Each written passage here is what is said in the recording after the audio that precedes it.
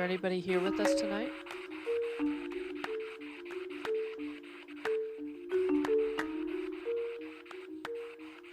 Can you make a noise to let us know that you're here?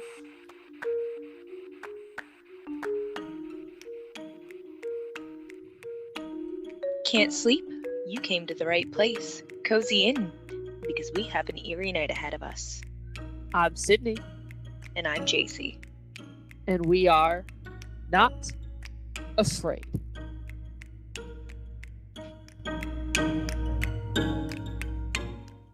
This woman is an icon to all of those fascinated with the paranormal and attempting to hone in and/or improve their gifts. Starring in many TV shows such as Ghost Adventures, Beverly Hills Pawn, Flipping Out, and more, she has also been featured in and on many magazine covers, along with news articles. Patti Negri has made the well-deserved title of the Good Witch of Hollywood for herself.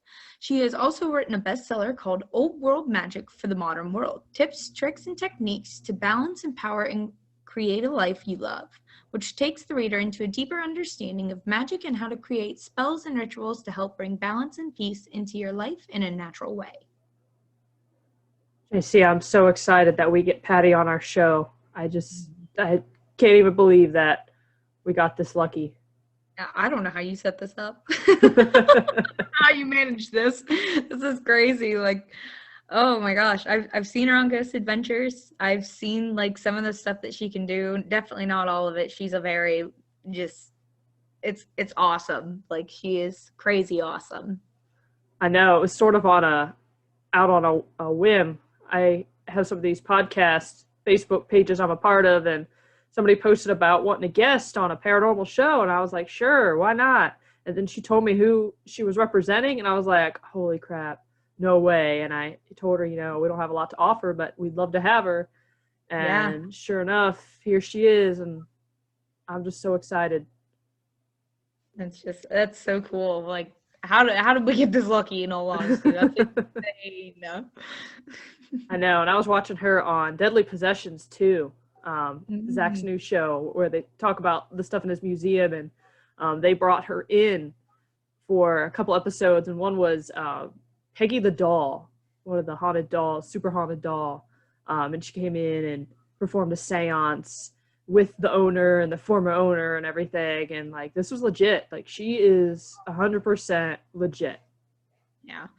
I mean, right before we started watching this started this recording, I was watching one of somebody's videos that she's starring in, and she's actually doing a not so much a seance, but it's more so like a seance than anything else, I suppose. But she's just kind of doing it right in the middle of this guy's studio, and it's really cool and really fascinating, like the different ways that she calls on nature to do so.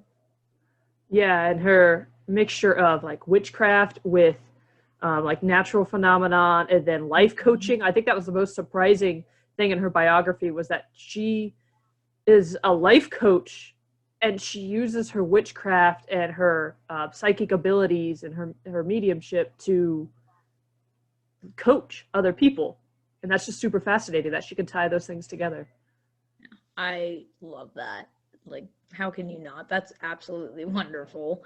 Like, what better to use something like that for than to just help bring people up and inspire people? Yeah, well, she's definitely very inspiring. So as mentioned earlier, Patti has been on Ghost Adventures multiple times and is no stranger to the odd and unusual when it comes to the paranormal. Patti is extremely open about her gift and willing and eager to share her knowledge with those who are willing to listen. We couldn't be more happy to have her on our podcast to help us dive deeper into the paranormal with all of you tonight. Welcome to I'm Not Afraid of the Dark, but Patti Negri might know what's out there. All right, so Patti, first question for you is, I just want you to start off here. For our listeners who don't know the difference between a psychic and a medium, because you are a psychic medium, but I know there's a difference between the two. So can you explain for us what that difference is? Yes, there is. A psychic is somebody who sees, I always say, possible or even probable futures. I think any psychic that says this is going to happen is wrong, because we have free will. We were given free will. So it could be you could be, a bird could poop on your head Tuesday when you walk out of your house. I am so clear. I know when it's going to happen. But I could say, hey, be careful, look up a Tuesday, don't go out the back door, not the front door, and it won't happen. But a psychic could see why you always pick the wrong kind of partners, what kind of blocks you have, probably what's in the card, so to speak, of what your life path probably will be, unless you choose to change it. It might be perfect. A medium is somebody who talks to the other side, talks to spirits, talks to ghosts, talks to everything on the other side of the veil.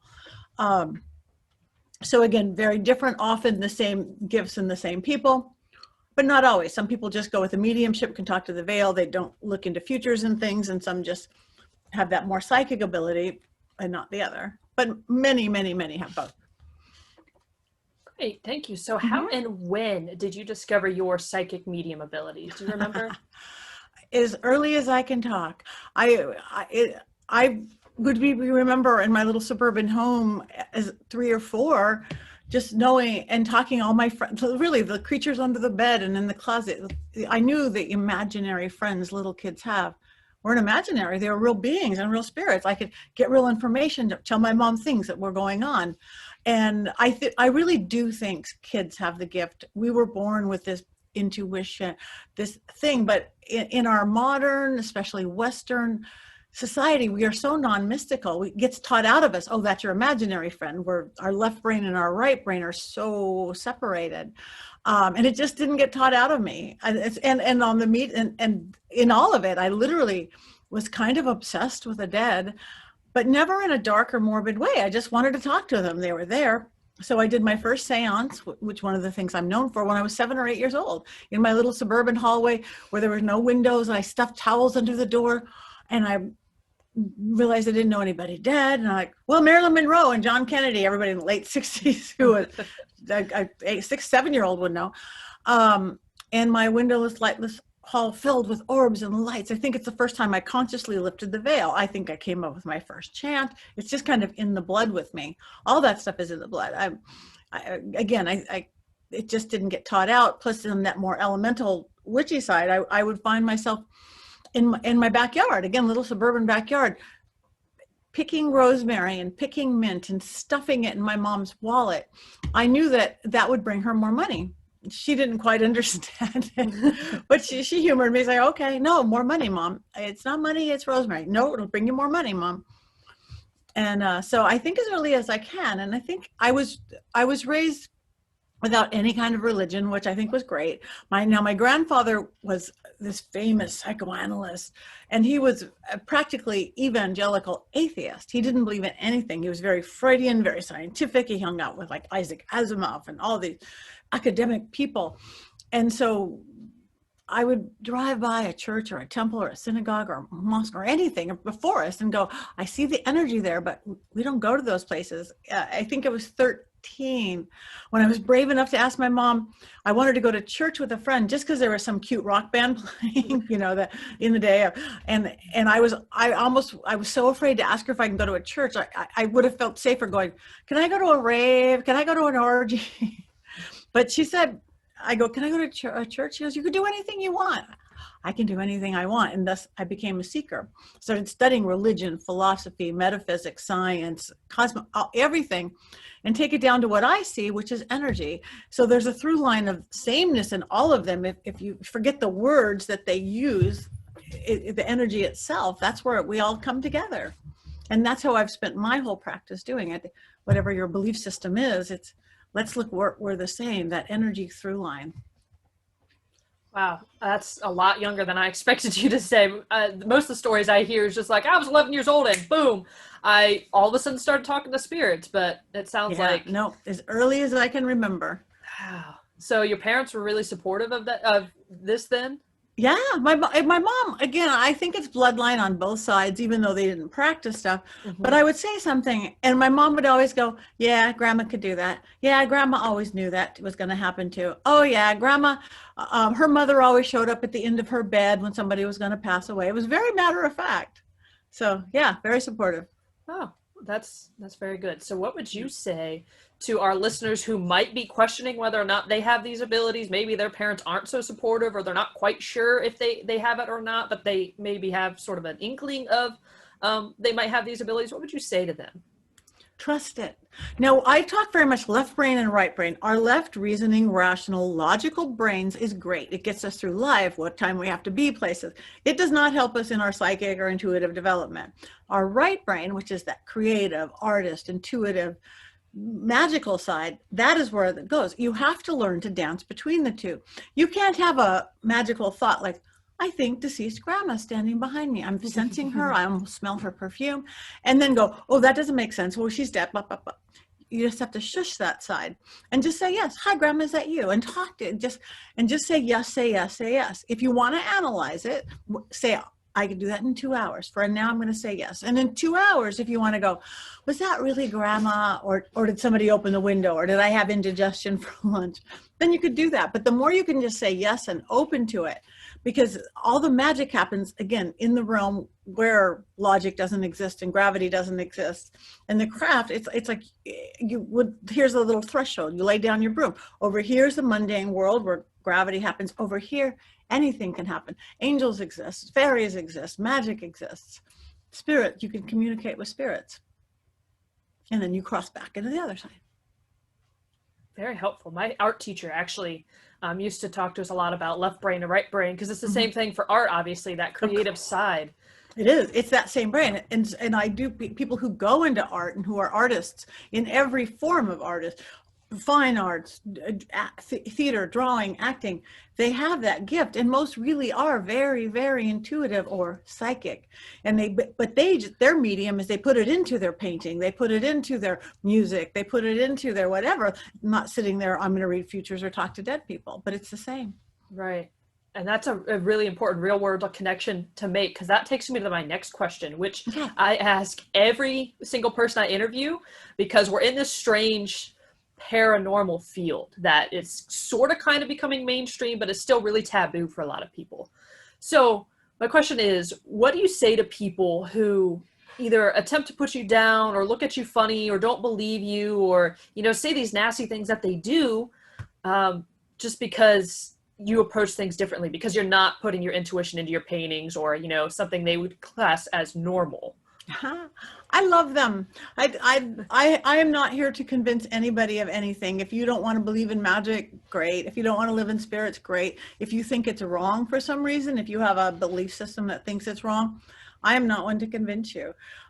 It's so funny, though, as you probably know from this, skeptics are the ones who fall the hardest. If they do fall, it's like, what the yeah, but I'm okay with it. Again, there's many paths. Who says one is better than the other? I know this is real. There's never been a doubt in my mind, because it's always been who I per. But if somebody chooses not or doesn't, it's okay. And even if people say, bad things about me, it's like, that's okay. It's their prerogative. I just send them love. What you put out is what you get back. I'm not going to send out curses or bad thoughts to anybody. That's not going to help them. They're probably a little cranky anyway. That's great advice. I mean, for anybody, because there's always going to be somebody out there who's just negative about it. So great advice. Thanks. In our pilot episode, we interviewed a local witch. Mm-hmm. And gain a general understanding of witchcraft, but you refer to yourself as the good witch. Mm-hmm. This is something that we didn't quite explore in episode 1. So can you help me understand this? What does this mean? Yeah, a good witch. Well, I don't like white witch, black witch, because again, it has so many connotations to it. Witchcraft is witchcraft. To be a witch means you are willing to take fate into your own hands and shift the trajectory. That's what it means. You could be a religion. To be a witch, it could mean it's a religion. I am Wiccan. I am ceremonial. I worship the god. Or it could just mean you practice the craft. It has two distinctive meanings. A lot of people, it is their belief system religion, and they practice the craft. But to me, a good witch is and to do this, especially to practice magic, if you don't know right from wrong, don't do it. You have to have integrity. You have to have ethics. You have to know right from wrong. You have to have moral code, not morality, who sleeps with who, doesn't matter, but that moral code. Because if you don't, that's when you get into trouble. But most of us do. So here's a difference of good magic and not good magic. A love spell is good magic. A love spell on a certain person is bad magic. because you don't have that person's permission. I could make Fred fall in love with you, but we didn't get Fred's permission, and it could be the worst relationship you ever had. And now you control other people. Now that means you can be controlled because you've created the world where you can be controlled. So there, it's such a fine line. If you don't look at Fred, think of Fred, make it Fred. If it is Fred, you do the love spell to work on him. And if it isn't, it'll work on the right person. I think my best example of good magic versus not good magic is, okay, water running down the hill. There's beautiful water on the hill, and it runs down to the village. The village thrives because water makes a beautiful village thrives. You have a house on the hill just down the way a little bit, and you don't have any water. Witchcraft would be building a dam and putting pipes to your house. Bad witchcraft would be, I'm taking all their water and I'm putting up a dam and I'm put the pipes to my house. The village dies, or the village rebels and comes up and kills you. That's the karmic that's attached to do things that affect other people. But now good witchcraft, and not just like, oh, I'm not going to take the water or leave it for the good witchcraft, build the dam, put the pipes, but leave the village everything they need and they want, and you take everything that you want. And guess what? There's always enough for everybody. That's the world of abundance. And I don't mean just trickling into you. Have water features, have a pool, have everything that you want from that thing, create it, so long as they have everything then they need too. That's good magic. And again, the village will be happy and they get everything they need. There's no bad karmic or bad kickback or whatever you want to call it. What you put back, you get. What you put out, you get back. The rule on that is, I'm sure the other witch told you, is 3 times. You put out love, you get back love 3 times. So why the heck would I put out a curse or a hex on somebody? Because again, I would have to live in a world where they exist, and I don't want to live in that world. I firmly believe you can get everything you want out of doing positive magic, where you're not, sorry, it's weird, that's supposed to be turned off, where you're not affecting anybody else, and you could still get all the world and all the stuff that you want. I do that with TV shows. I'm not like Ghost Adventures, those kind of shows that I'm on, but competition shows to show what, like, you know, I beat like 80,000 people to get on Wipeout. I beat 100,000 people to get on Master Chef. I'm not even a good cook. I beat more than that to get on America's Got Talent. But when we're at those big auditions and there are 3,000 people at the LA Convention Center all over the world, and I'm sitting there, I'm not sitting there going, ooh, I hope that person breaks their leg. I hope they burn their stew. No, I'm going, oh, Lord Sydney, I hope you do great. I hope you get on. All that love, and yes, you look great. And it has to be sincere, whatever has to be. And I'm putting it out. All that going out comes back, and I get on the show, and many of them get on the show. If people just understand that that's how abundance works, that's how magic works, you don't ever have to do anything that this is mine and this is not yours, or that protection. There's enough for everybody. I really like that analogy. That's a really good one. So would you say that then this is a conscious choice to be the good and not the bad, and it's not just, you know, fate, or it's a conscious, genuine choice? Yeah, because again, it's the world I create to live in. I see people who will do darker magic and stuff, and I swear to gosh, they're not as happy. They get cranky, they get jaded, they get fearful, they get, who's out to get me now? Mm-hmm. I don't have a who's out to get me now. I'm not out to get anybody, and they're not. Yes, you're going to have, like you said, the haters, and oh, I'm going to burn in hell, and just love them. So yeah, no, we create the world we live in, and I choose to live in a nice, happy one. People are amazing. People are awesome. And I think that's my whole thing, is like, we are the best creatures. We're flawed. Oh, heavens. We are so flawed. But we are divine. We are divine. We have divinity within us. But we are human. And being humans, we were given free will. That's a superpower. That's a total superpower that we can't control complete fate and destiny, where we live, how tall we are. I mean, where we were born to. I mean, maybe we do, but that's going way back. But we can control what we do with it. And what we do with it, that's the 90%. That's where all our power lies. Great. So how did you become the Hollywood psychic medium? Because we got a lot of psychic mediums in the world, and a lot of people who claim they are, claim they're not. But how did you become the Hollywood psychic medium? Well, I am Hollywood. Well, actually, it's always been a part of who I am. again, I've been practicing craft member, I've been coven, done magic, talked to dead people, as you know, since I was a baby. But I kept it very, very secret because I was an actress in Hollywood, great at improv and sketch. And then at the ripe old age of 30, I started a production company. It was very corporate. I do big corporate shows, song and dance extravaganzas. And it's like for big national, international, like Fortune 500 companies. And I'm like, I don't know. They're so corporate. They can't know that I like dance around bonfires and talk to dead people. It just doesn't sound like this person who they're putting their HR department in charge or their sales department in charge of. They should think I do that. So I kept it really separate. It's just, this is my world. There was never lying about stuff, but you know, instead I'm going to be teaching motivation to Mattel and whoever, my magic, but not in a spiritual way. But in 2008, when that big corporate crash happened, and corporate entertainment became literally a dirty word because it was misused by people hiring hookers or whatever and flying off, oh, corporate entertainment. And then everything was crashing and they were laying off people. They go, we can't have a big party or be a big thing or do a big event. Just corporate entertainment became so out of vogue. At the very same time, reality show television was really pushing up, pumping up. And I remember, and I'd been in Hollywood again as an actor, as a producer, as a sketch and improv person, just very separate. But somebody who knew my ability with seances said, Patti, we have this show. We need a seance. We need somebody who's really legit, who's good, could lift the veil, that we could see it. And I'm like, no, I'm sorry, I can't do that. I can't put that side of me. It just won't work with this, what I've created, my business. Oh, please, please, please. No, I can't.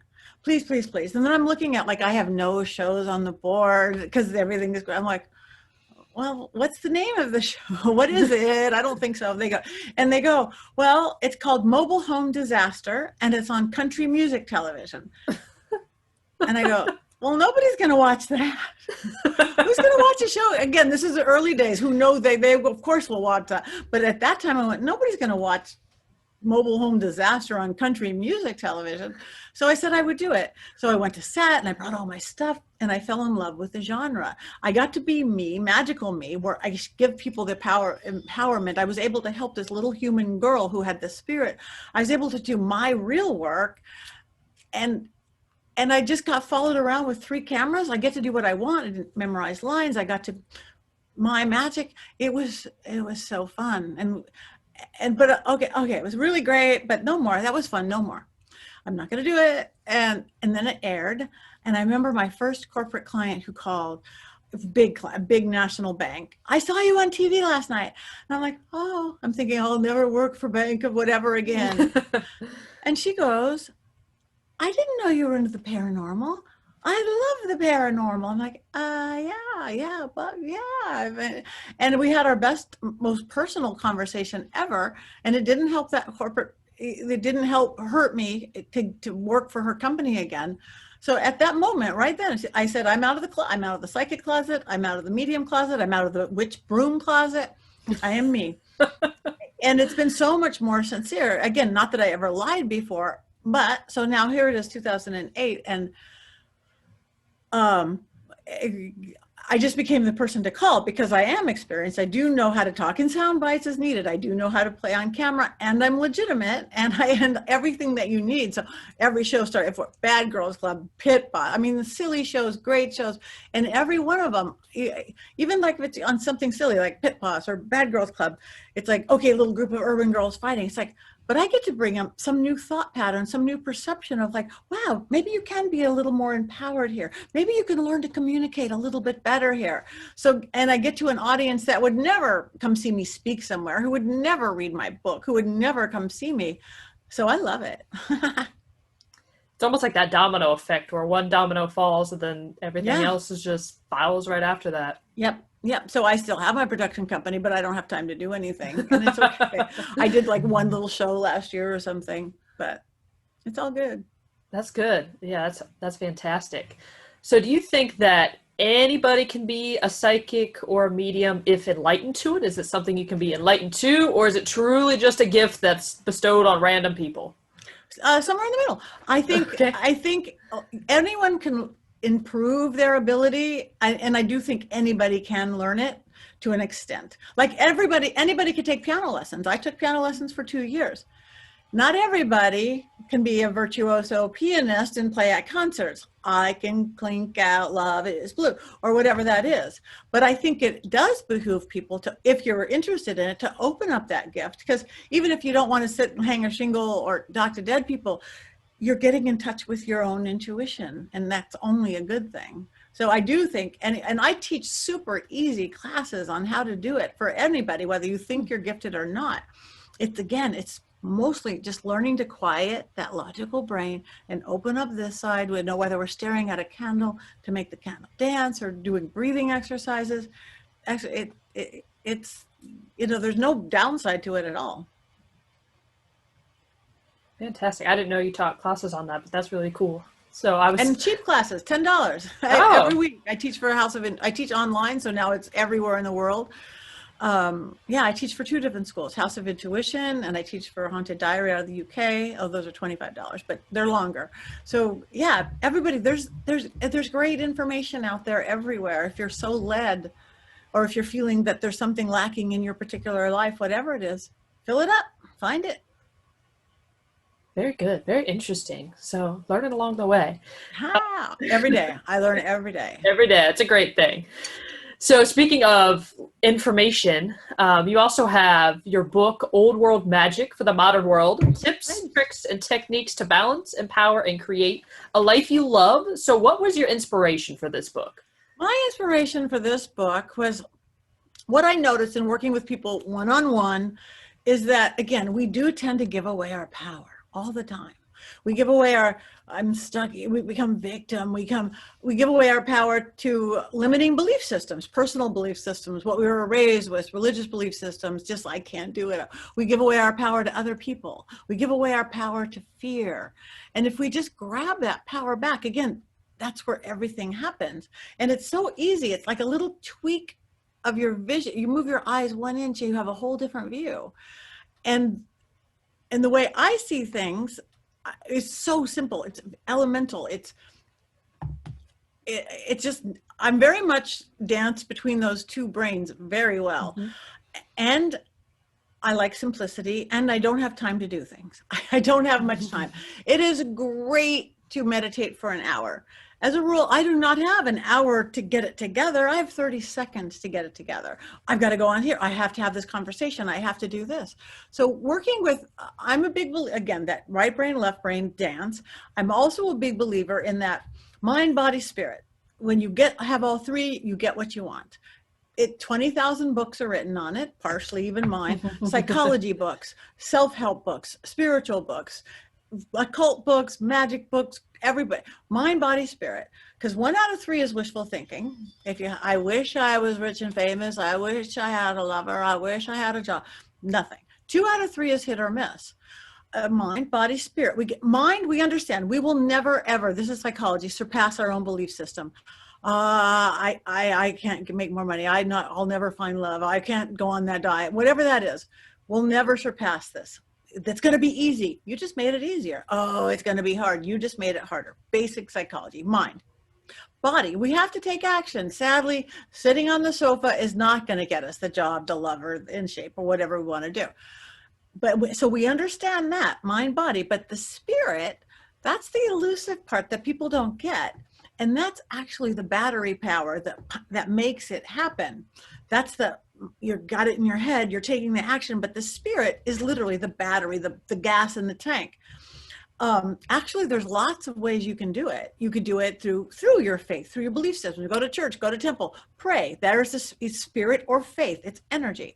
You could do it very new age. Vision boards, affirmations. I'm writing 1,000 times, The Secret, affirmations. There's your power, there's your spirit. You could do what I would do. Let's just spell working. Let's do a candle. Let's work some herbs. Let's make a witch's ladder. Whatever that is, let's work with the cycles. But as soon as you have all 3, you get it. You could go through your whole life and think of everything that you've accomplished. Like you could do that. Everything that you've made happen in your life, you've had all 3. You've believed it, you've taken action, and you had some sort of power, faith, spirit behind it, make it happen. Look at the stuff that you haven't quite accomplished yet with your close or not close. You're just missing one or two of those things. You either don't quite believe it, or that you're deserving of it. You're really not putting the energy into doing it, or you just don't have that faith or magic behind it. So you just tweak whatever you don't have, and then guess what? You get it. You know, not breaking the laws of physics. You're not going to get a foot taller or fly without a plane. But if you're not breaking the laws of this world physics, you get it. It's that simple. And this book, again, I was starting to tell people the same thing. Like I work elementally. Like I said, I'm picking rosemary in the garden. I work with air, fire, water, earth. I'm an elemental witch. Like the same as Native Americans, Peruvian shamans, and you work with nature's elements. Because you don't have to get into deities. You don't have to get in belief systems. People understand the strength of a tree with roots that go deep and branches, the flow of water, which is our emotion, the thought process, air, focus, clarity, you know, fire, the zzz, that power of fire. So my 30-second exercises I came up with were literally, it's like, what this whole pandemic, I think, is about, it was a big wake-up call. We became zombies, asleep at the wheel. I mean, we even use those terms, phoned in, asleep at the wheel, by road, automatic pilot. And it was a big slap from the universe going, wake up, didn't get up to a wake up, shake us harder. And then we had to get hit on the head by a 2x4 and sent to our room to stay in the house until you figure it out. And that's what we're doing. So hopefully we are figuring it out.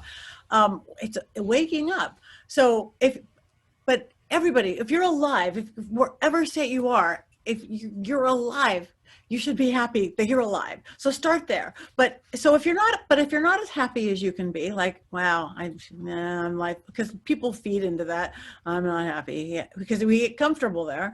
Or you're not as productive as you can be. That's, again, we're going mind, bodies, not as productive as you can be. Or equally important, you're not as conscious as you can be, that phoned in thing. And so people numb that by drinking, eating, shopping, sex. There's a billion addictions that you can do to keep you from being awake. But instead, if this mind, body, spirit thing works, and the attribute of water is emotion, and the attribute of air is breathing, then you should be able to fix that in 30 seconds using these elements. So I always say, okay, so you're not as happy. So instead of doing whatever you do, vegging out in front of television, go, okay, which element is the most out of balance right now? It's my emotions. I'm really angry. I'm really scared. Somebody flipped me off. I had a fight. Big or little, justified or not, doesn't matter. But in this moment in time, if it's your emotions getting the best of you, that's your water element. What you need is water, running water. Think how good you feel in the shower, right? No matter what, a shower makes you feel better. It's like an aspirin for a headache. Water releases. You can't jump in a shower 1,000 times a day, but you can always find running water, a hose, a drinking platter, a kitchen, lunchroom, bathroom, pouring a bottle of water on your hand, doesn't matter. So if the secret is mind, body, spirit, walk into that sink, turn it on, set your head. With this water, I am going to release this anger, fear, angst, whether you're talking to God or your brain or the water element itself, the flow, the emotion. I'm going to run your hands, body, under the water. The water is the touchstone. Now you've got mind, body, the water is the spirit. Within 30 seconds, you will healthfully release that excess anger, sadness, angst, fear, whatever it is you're feeling in a healthy way. You're not going to store it in your jaw or in your shoulders or in your belly. You're truly releasing it. So then it's really gone. If you need to deal with caused it, now you can go have that conversation without being the seething, crazy idiot. Like, okay, this is why I was upset. You've released it. So that's if it's your emotions, it's water. Now, if maybe it's not your emotions, maybe you've got that chatty head going because nobody breathes anymore. And not breathing, we're always in a hurry. We breathe shallow, makes chatty brain and foggy brain. And hormones make foggy brain. So maybe you have an important conversation to have. And I can't think straight, working with your kid on homework, whatever that is. I can't think, oh my gosh, I'm not focused. That's your air element. So breathing will do it. Now, again, the breathing exercises can take a little time, but the magic element I add is sound. I do a lot of, it's called a Heka work, Egyptian magic. Sound. Every sound we make has an effect on us. Every sound. That's why we sing. That's why we chant. We go sing in church. Without giving you a lesson in Heka. So vowels clear the head. Any vowel, any order. Doesn't matter if you think about it. Every sacred word is a vowel. Amen. Om. Falling in love. Ah. Roller coaster. Ah. Opens up Native American. Hey, East India. Yeah, yeah. Opens up this crown of illumination. So all of a sudden, if you've got chatty bread and you've got chatty head and you've got to get over it, or your foggy head and your whatever reasoning, okay. With this, whoever you're talking to, your brain, the thought process, the element of air itself, the God, the gods, your angels, your guides, with this 30 seconds of deep breathing, with this 30 seconds of vowels, I need to pull in the air element. So sit there going, ah, or om, or E-I-E-I-O with your kid. Within 30 seconds, the chatter will stop, the fog will lift, and the clarity will come in. That easy, within 30 seconds. And those two things, water and air, which is west and east, because north and south, what you put your whole body into those elements. North is who you are, your persona, it's your home. Oh, this is Sydney, she's so-and-so. That's your north, that's your earth. Your fire is your passion, creativity, love, sex, God. That's what gets you going. That's your fire. That's north and south. There you are. But west and east, that's water and air, because we work everything off a compass. Emotions and thoughts, thoughts and emotions, water and air. What do we need more than anything to survive even just a few minutes? Water and air. So those are the ones that get off balance so bad. But say it's not your emotions and it's not your chatty brain for a second. Maybe you're not feeling grounded enough. A lot of us travel out of our bodies sometimes. You need grounding, or hug a tree. Hug a tree. There's something true to that ground. But if you can't hug a tree, you're on the 35th floor of an office building, grab anything that's wood or stone. This isn't a pencil, but grab a pencil. It still has a spirit. A piece of wooden furniture, a granite countertop, a crystal, a diamond, anything that you're wearing. Who doesn't have little crystals and things? A hardwood floor. They still have the spirit of the tree, of that rock, dirt, grass, a plant hitting in your house or your office, so long as it's not a plastic plant. That still has the spirit of nature. So again, grab onto it. Okay, with this, breathe into it 30 seconds. Everyone feels this one a little bit different. I like it. I literally, okay, I'm calling in the element of earth. I need grounding. I feel it like I could go earth, like a warm earthen blanket wrapping around me. I'm safe. I'm grounded. I'm in my body. Some people feel it more like that tree, ooh, with roots, and I'm strong now. I'm grounded. So that's for earth. Maybe you're grounded, but maybe it's your fire. Maybe you don't have the energy that you need or the fire that you need. And maybe you have a hot date with your honey and you're just not feeling it, because fire is spirituality. It's the Holy Spirit in Christianity. It's passion. It's art. It's creativity. That's all going into fire. So maybe you have a hot date, or maybe you have, again, an art project with your kid, or you want to talk to spirit or talk to your guides and work on that. Or maybe you're just tired. You got to get up and you don't feel like getting up, but you have all the earth in the world. Oh yeah, I got earth, but I need to get up. And you can't go dance around a bonfire, which is my first choice. Go dance around a bonfire. But you can't do that. The heka for fire is Z. Zzz. Silly as ask an 8-year-old, what does a bee sound like, Bobby? Zzz. That's that Kundalini energy. So, okay, whoever you're talking to, yourself, your own fire, Holy Spirit, Pele volcano, the breath of a dragon, the beating of a heart, whatever that is, I'm pulling in the fire element now. Zzz. Now, 30 seconds is a long time. That was like 2 seconds. But within 30 seconds, you will start to feel a tingling in the base of your spine. It'll start to rise up your spinal cord. And within 30 seconds, you will have the fire, creativity, passion, energy, whatever it is you need to go on to balance you back out. So that's really why I started this book, because it's like, you guys, you're so out of balance. We're all out of balance in this modern world. We're not close to nature. So that's why I wrote this book, so I didn't have to say it every day. and then I wrote, and then it's like, I want simple things like how to be healthy, how to clear your house, how to do personal protection techniques, how to talk to dead people, what's a dumb supper. I just went over it and make it simple. And then after I wrote it, I went, too many words. Nobody wants to hear my words. So I spent more time unwriting it than writing it. So it's a super simple, fast read. which I think is why it's a bestseller in like 5 countries, because it's a super simple, fast, empowering read. You can just go, oh, moon magic, following moon cycles. That's right. Patti said we are 60% water. Our planet's 70% water. We are affected by the moon. You know, it's not just the crazy full moon like they'll say at the police department or the hospital. Every moon. So if we are conscious of those moon cycles, the 2 weeks while the moon is waxing, we add into your life. Get a raise, more love, more lunch with your friends.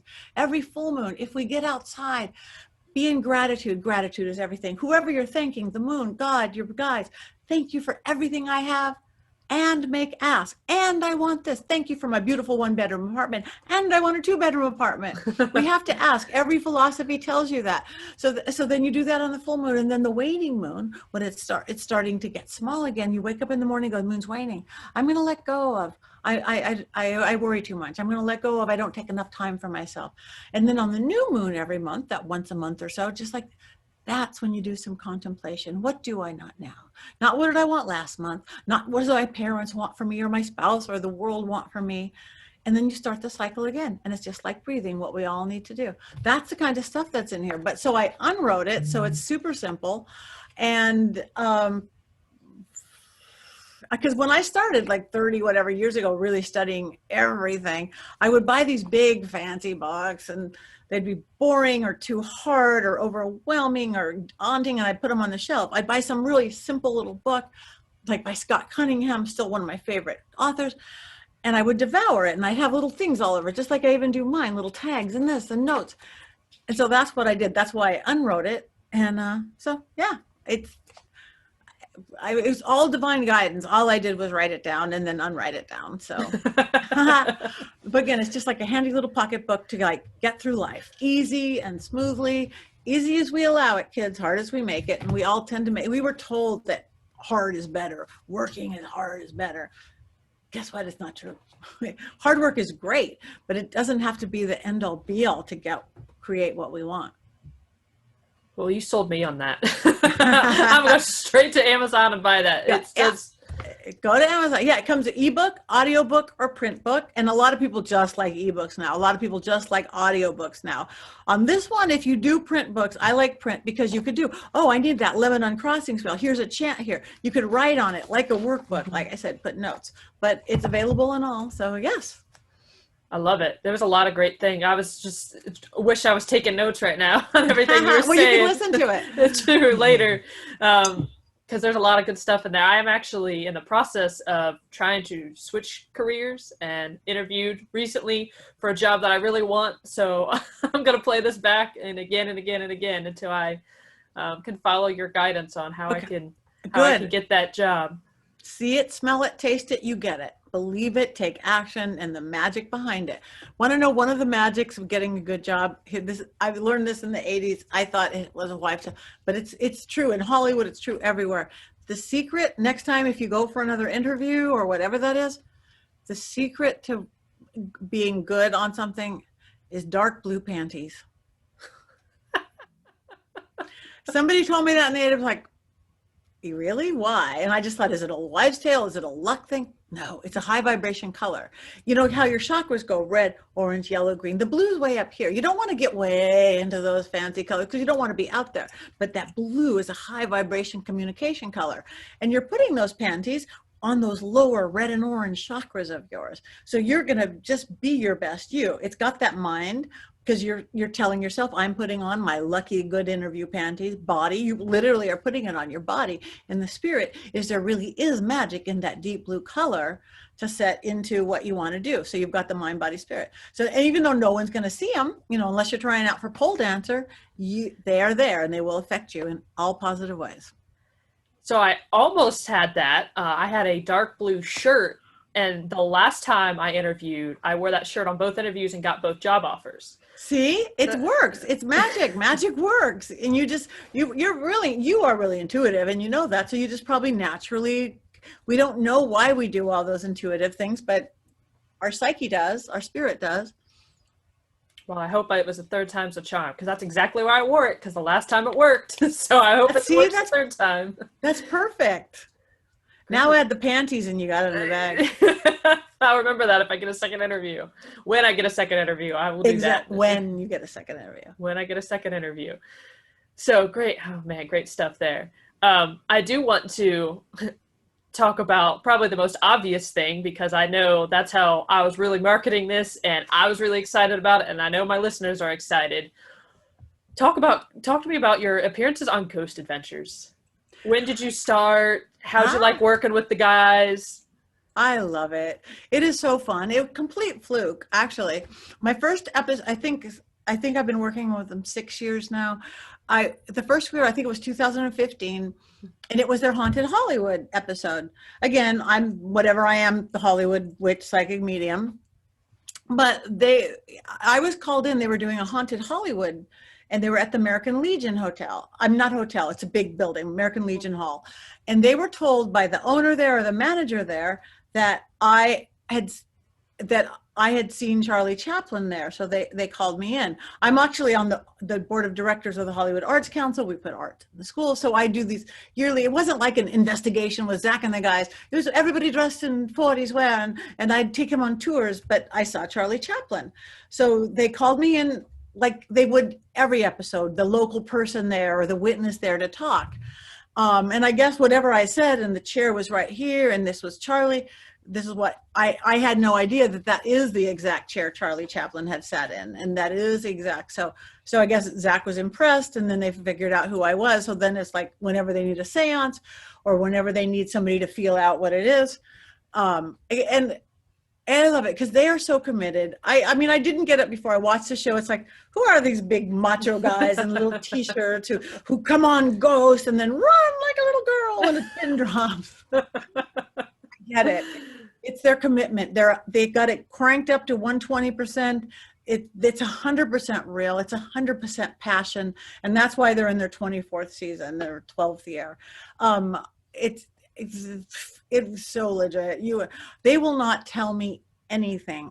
If I do know a location, if I send them there, like the Reseda House, even like the Alley Music Studios, they will have me talk about it, but not do what they know I've done. So nothing can be fake.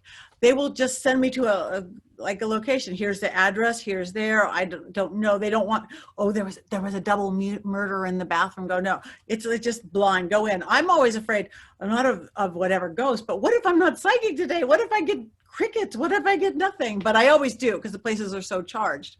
So I love it because I get to go. I like challenges. That's my thing. So yeah, let me channel the Black Dahlia murderer, or let me go into the most haunted. Again, it's always a challenge. We know nothing. That happened with the Cecil Hotel episode. Zach had called me about 2 weeks before, and he said, okay, Patti, we're coming to LA. I think I'm going to need you. Okay, great. Hear nothing. That's normal. Hear nothing. 2 hours before, I get a call from him. He goes, hey, Patti, we're at this location downtown, and can you get here in 2 hours? And I'm a girl. I'm thinking 2 hours. Did I wash my hair? 2 hours. Girls need more than getting somewhere in 2 hours. I'm at my brother's house. So I'm like, yeah. He may or may not have mumbled Cecil Hotel, and he gave me the address. So I'm getting ready. I'm getting downtown, and I'm parking, and I see the sign, and I'm thinking, oh, the Cecil, yeah. Oh, that's the girl in a water tower. So again, I never dealt with that part of the show because I knew that there's the girl in the water tower. And I parked my car, and it's kind of in like basically Skid Row, downtown LA. So I'm walking up to the hotel, and this rat wouldn't let me in. Mm-hmm. I would go right, the rat would go right. I would go left, the rat would go left. We're dancing. I'm like, okay, well, either this is a possessed rat or he's warning me rat. I don't know. And I walked into the hotel. Place is so wild. You just feel the energy coming in on you like this, and you just feel this presence, and you feel this oppressive something that's in there. And I'm like, oh boy, I start going into trance state right away. And I hope this is going to totally be a spoiler alert. But all of a sudden, then Zach and the guys show up. They had already been there for a day or two. And it's like, hi, Patti. I'm like, hi. And I'm like, he goes, okay, Patti, there's 14 floors. There's 700 rooms. You tell us where to go. Okay, push this button, and we get in the elevator, and where we are, the Alyssa Lamb elevator. It's like, and wherever I led them, again, we had a bunch of stuff that's not in the show. For those of you who've seen the 2-hour special on Discovery Plus, we got some really great stuff in the hallway, some dark, some funnier, but they couldn't pay the funnier stuff. I mean, funny spirits. But I led them to a room, I guess. It's because now it's like dream state to me. So I led them to a room, and I was walking to the window, and I'm going, I just go and start opening the window, and Zach's yelling at me, and I'm in this train. I'm going, why is Zach yelling at me? Because Zach never yells at me. And I'm just kind of being Patty. I just got to get out of here. I got to get out of here. I'm at the window, and he's never yelled at me. He yelled at me more than you even see on camera. I think it's like, sit down. Why? I just got to get. And so he made me sit down, and then the SLS showed this little ghost dancing on my hand. I had no idea, but I had led them to a room where somebody had jumped out that exact window, and here I am channeling. He was afraid I was going to jump out the window. Oh, wow. But I didn't. He made me sit down. And then I let him, and this one was even weirder. I led him to another room, and I feel this presence, and I'm like, oh, and I feel I'm being attacked. And I kind of go into this almost fetal position. I'm holding myself. I look like a little kid who has to go pee, holding himself down there. And Zach's going, what's going on? What's going on? What are you feeling? Are you being attacked? I'm being attacked. Well, where are you being attacked? And the part of me that's still conscious of like, okay, I'm a regular human and this is television. I'm going, how do you say that body part on television? And I don't know what I said. I said lady parts or female parts or something. I don't know what I said. So, and I had led them to a room where sadly this woman who lived there had been raped and murdered. And I just was experiencing her experience. Yeah, she lived there. She's a lady who fed the birds and stuff. So it's a trip, but again, it's always a challenge. My thing in life is to do challenges. So it's always a challenge with the guys, and I like it. I like because they're guys. I'm married to a drummer, and we produce a drum show, a huge drum show. So I'm used to being like one of the only 3 women with 1,000 men. That show's kind of like this. It's a boys' club, and it's fun. Do you have a favorite crew member? They're all my favorite. I'm not going to do favorites. No, they're each so different. They each have their own method, and they've grown so much over the years. They each have their own protection methods, like Billy's Mr. Palo Santo wood, which I totally believe in over sage. I'm so over sage. And he's Mr. Palo. They each have their own path of things. Zach is more kind of a Catholic base. Aaron's just crazy. I try to teach him. I blood my tools. You blooding a gravestone in the Ozark Mountains, maybe it's not the wisest there. Just saying. I don't know. And Jay's really got into studying research and history and magic ends of things. No, they're just a great team. What they've created, who they are together, is why they're still together. Yeah, absolutely. And I think that does portray itself on screen. They complement each other very well. So do you have a favorite episode that you've done with the Gross Adventures Cruise, or one that you really can't get over, or are they all about the same?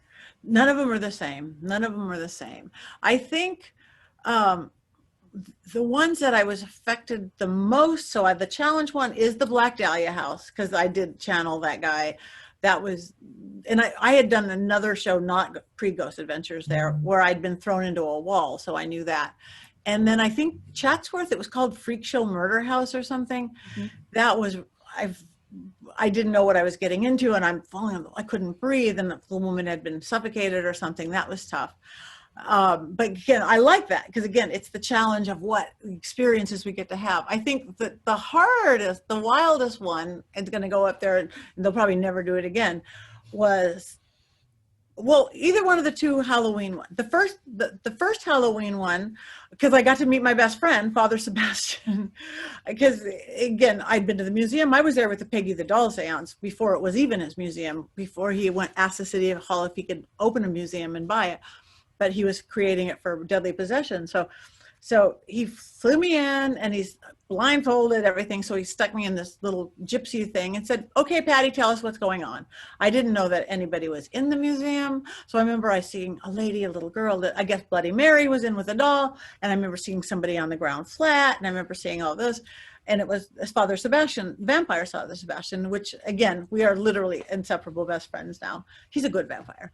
But then that was the first time he put me in with Lady Snake, because he's like, okay, Patty, come with me. and I'm in my state, and I come with me, and he opens his door, and there's this little unassuming English woman, this tiny little unassuming English woman who wanted to kill me. I'm like, what are you doing? And she was doing dark magic. And he let me, and she was holding a shovel, and Zach's like, do you want to give up the shovel? She's like, no, I want to kill her with it. I'm like, okay, okay. And I'm trying to do my defensive magic and my magic. It was his first good witch, bad witch thing that he did. He loves that.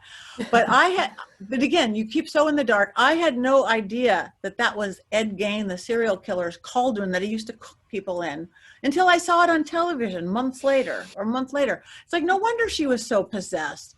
She's a witch who's willing to go dark. And so it wasn't her. I'm sure she's a fine, lovely person. Her name's Wendy. But it was like, she was totally allowed this really dark person to take her and to do magic towards it.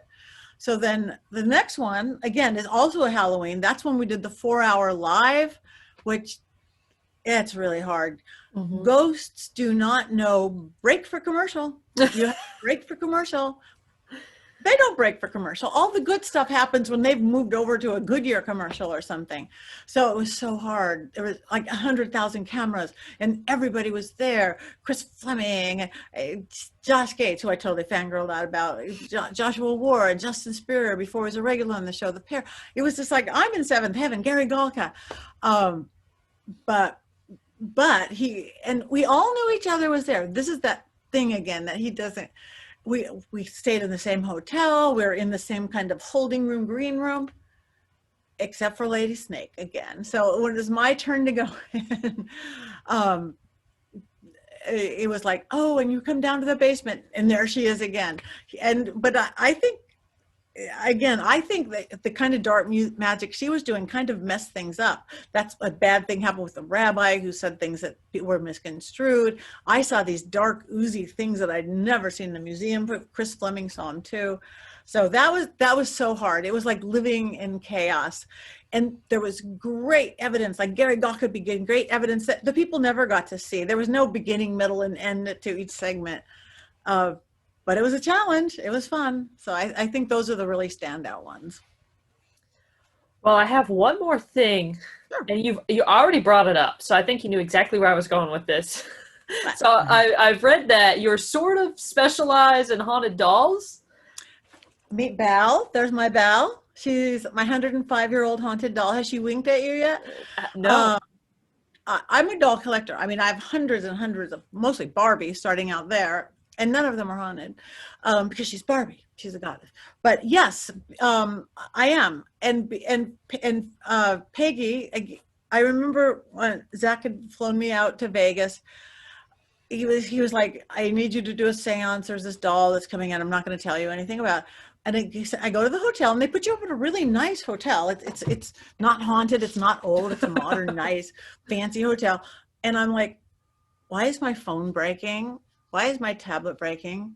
Why is my television turning on and off? Even my shower turned itself on and off. So I spent my first night that I could have been night on the town in Vegas on the phone with like Verizon they're going, your phone can't be doing that. I'm like, I know, but it is. They were so freaked out by what my phone was doing. They overnighted me a new one, and Verizon doesn't do that. So I'm like, oh, this will be a doozy. So I get to set. That's when Jane Harris had owned Peggy the doll before Zach bought her there, and they flew in Katrine, one of the girls who'd been given a heart attack from Peggy. Peggy made lots of people sick and headaches and nausea, but had literally given 2 people heart attacks. And Katrine's young. She's young mother. It's not like she gave an 80-year-old a heart attack. So here's this doll. That's the time Zach was attacked by flies and all this stuff. So there I am I'm holding the little plastic doll hands, not even an old, beautiful, this is porcelain like mine. It was just like a 1960s Peggy doll who looks like Doris Day or something, but she's dark. So somebody saw me doing that, and my experience with dolls and haunted items and all my training in this stuff. So a girl had saw me doing that in Belgium, and she had saw me doing Peggy, and she figured if I could handle Peggy the doll, I could handle Belle.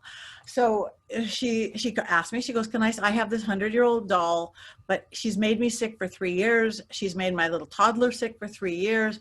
I love her, but I can't have her. And I have to keep her in the shed or in a drawer, which she doesn't like. So I said, yeah, send her to me. Because again, I know how to cleanse and clear. So she sent her to me. This is the power that this doll had. I had never done a Facebook Live before. Not once. And I have an okay following, but not like this. But so I was driven, I'm going to do a Facebook Live. No reason. I'd never done one, never wanted to do one, to open this doll. I'm opening the doll. My friend came over, opened 50,000 views. 50,000 people watched me open this doll. It's not me, it's her. I got 300. I got up to 1,000 this time, not 50,000. I think my first one, it was the power of this doll, but she was dark. She had a dark something entity. So I would not let the sun set before I banished that. Even my friend wouldn't leave. She's a fellow psychic medium. So we banished it. And then slowly this beautiful little girl spirit came out. She's a little 7-8-year-old girl, European. I think she lived a sickly life a little bit, put her spirit into the doll. So now Belle's my kid, family member. My husband and I will be downstairs. We'll hear her running upstairs. She's been caught on camera, on TV, on film 1,000,000 times moving when no one's near her. Everyone can tell her face expressions. She's supposed to be upstairs in the living room, but now she always insists on being down here now that we live on Zoom. She's mischievous. She did used to drain energy a lot, even when I had to keep Rue some herbs in her hand so she didn't. But yeah, I'm an expert on dolls, on haunted dolls and haunted things. So if you were a weird ghost, they say, whatever, a spirit, and you wanted a vessel, so you could take this little vase, or you could take something with eyes and ears and a face and a nose. You'd go into the thing with a face. So it is possible. This was one of my questions. It is possible to get the activity out of the doll, sort of like cleanse it. Yeah, this is our realm.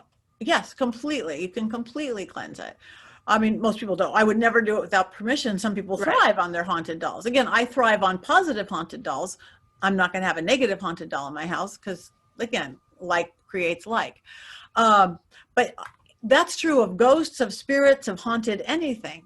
I firmly believe, and I've known since I was a kid, just again, that this is our realm of existence. This three-dimensional gravity on Earth world is our domain.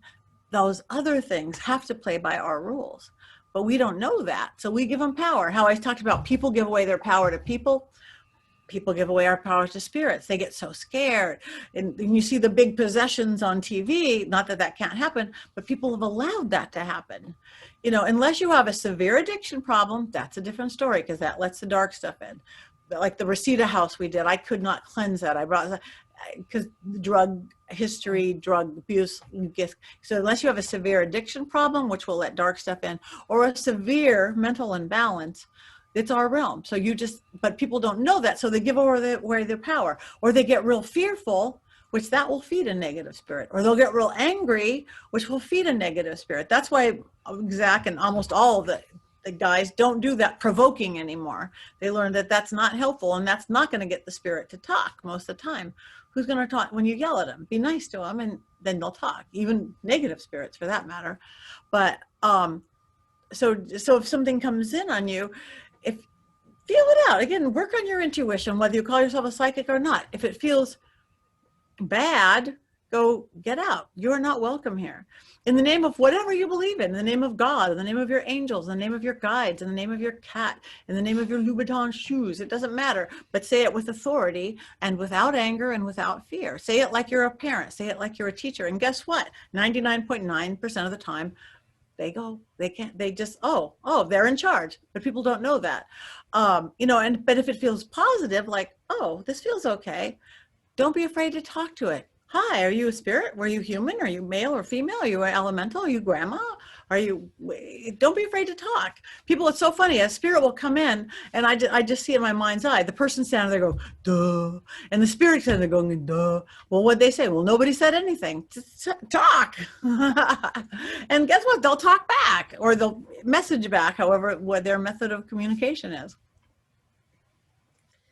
So I was interested, I saw the Deadly Possessions episode with you and Peggy the doll, and so I started doing some research on it. So were there people that were really affected through like the TV or through the internet or through the photos of by her? Was that just, oh, I got it in my head that I'm supposed to be scared of her, or was it just genuinely they saw her and boom, something happened? Genuinely, they saw her. There's so much documentation.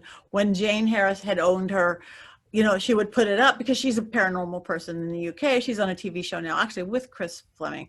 But yeah, because she's a known person in the UK, people genuinely got sick knowing it. And they were saying, wow, I was looking at your doll and I got sick, or this, or had a heart attack.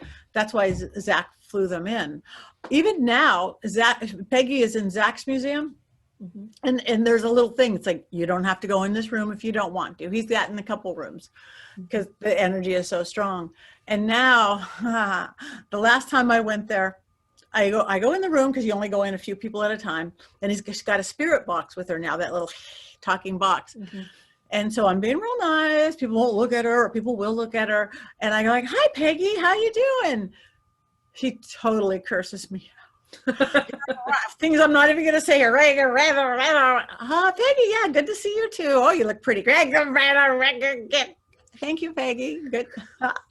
Yeah, she still knows me. She recognized me. It's funny. Yeah, Peggy the doll. Yeah, all those stuff. It's documented, all that stuff. That's why she said he wants all the most haunted things, and he's slowly collecting them. I don't know if anybody knows the history of her. I know I did the foreword for Jane's book. I don't know where Jane got her. So maybe that's for sure part of what's going on with her, is her mysterious past. Yeah. Wow. Well, that was very fascinating. Patti, we could talk all day, but I know you have things to do, so I'm going to let you go here. But I do want to thank you again for sitting down with us. This was very valuable. You have no idea how thankful we are for you to schedule this with us. And like I said, I will let you know when things are released. I'll tag you in them: YouTube, Anchor, Facebook, iHeartRadio. We're as many places as we can be right now. So we really appreciate you.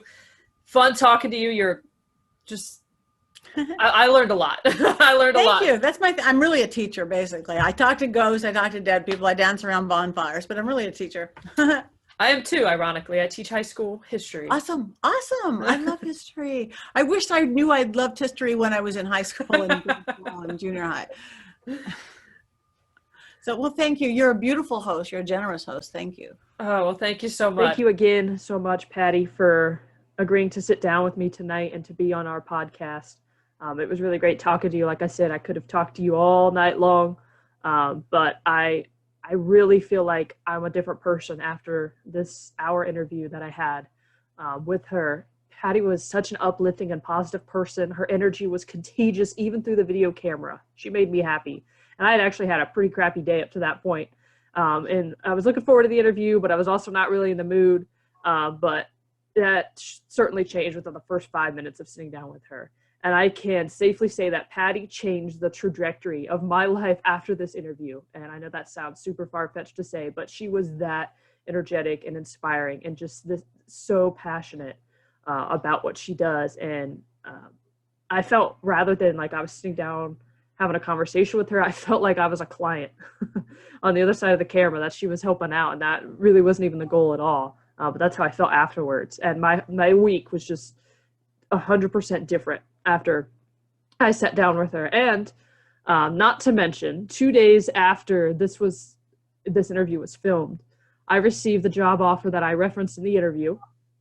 And I'm not saying that it had anything to do with witchcraft or my talk with Patti, but I did follow all of her advice up until the official offer. So I would like to credit her to some regard for that, at least for changing my mindset and my preparations and my attitude about getting that. So that was certainly exciting. Very, very happy. Sydney gets to come home. That's going to be great. Don't forget to tune in next time as we go more into depth about haunted dolls, one of my personal favorite subjects.